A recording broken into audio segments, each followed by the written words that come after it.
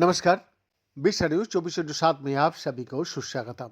दर्शकों, आज लोकसभा में वंदे मातरम के 150 वर्ष पूरे होने पर चली विशेष चर्चा में आदरणीय रक्षा मंत्री राजनाथ सिंह जी ने कांग्रेस और उसके नेताओं पर तीखा हमला बोला।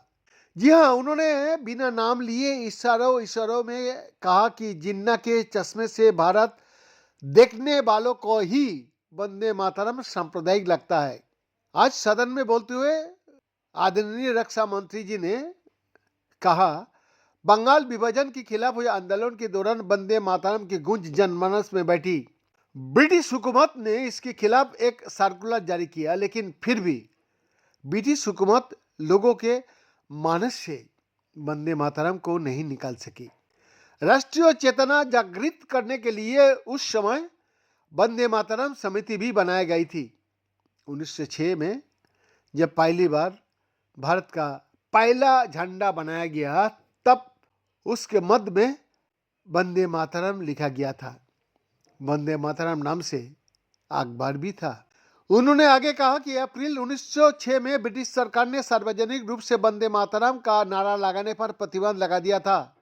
लोगों ने खुलेआम इस आदेश की अवहेलना की और इसी तरह उस्मानिया विश्वविद्यालय में भी वंदे मातरम का नारा लगाने पर प्रतिबंध लगा दिया गया था और इस आदेश का विरोध करने के लिए रामचंद्र नाम का एक छात्र को जेल में डाल दिया गया था।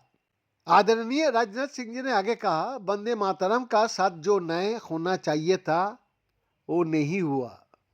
जन गण मन राष्ट्रीय भावना में बसी, लेकिन वंदे मातरम को दबाया गया। दर्शक, वंदे मातरम के साथ हुए अन्याय के बारे में हर किसी को जानना चाहिए।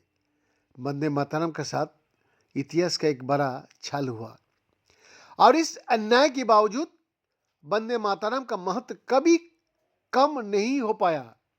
वंदे मातरम स्वयं में पूर्ण है, लेकिन इसे कांग्रेस ने अपूर्ण बनाने की कोशिश किया गया।